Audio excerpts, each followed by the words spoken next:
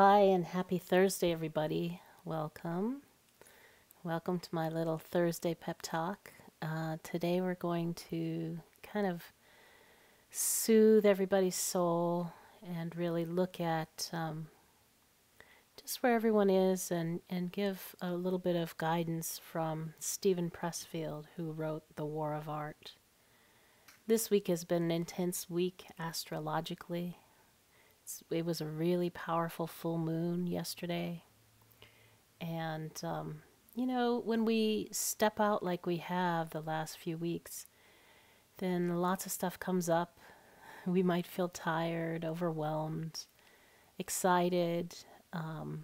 There's so many things that come up. And I just want you to know that I absolutely know that each one of you is planting seeds and that you know exactly how to take care of those seeds.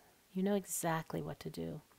So as you do that, there's no harm in becoming impatient, but it also doesn't help. Things grow like they grow. I believe that that's so true of these things in particular because we need certain skills and certain mindsets. We have to be ready.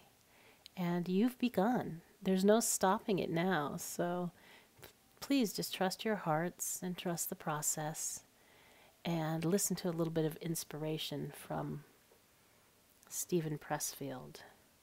This is deep into the book, but I really like this chapter. This chapter is called Fear.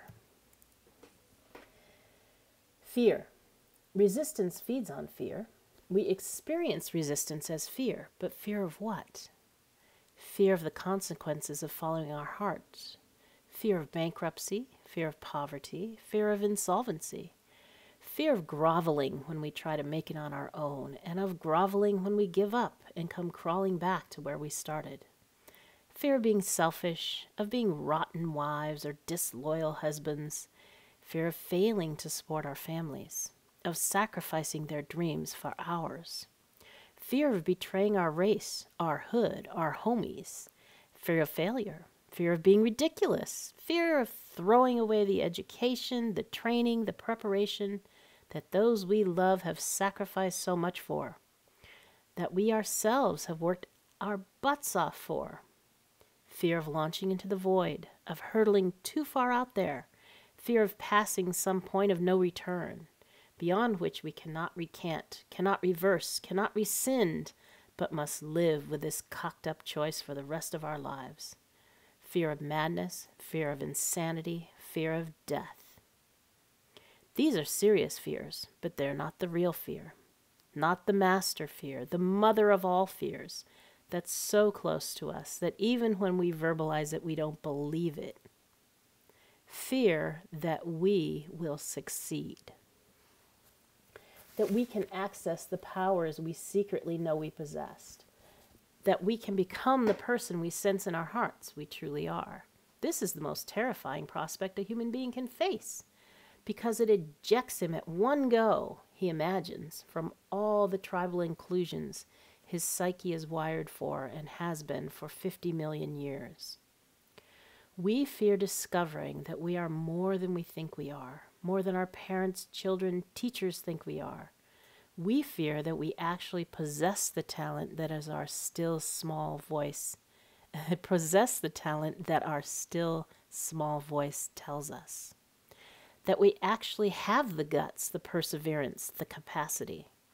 We fear that we truly can steer our ship, plant our flag, reach our promised land. We fear this because if it's true, then we become estranged from all we know. We pass through a membrane. We become monsters and monstrous.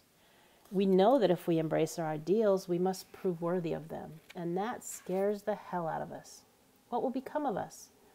We will lose our friends and family, who will no longer recognize us. We will wind up alone in the cold void of starry space with nothing and no one to hold on to.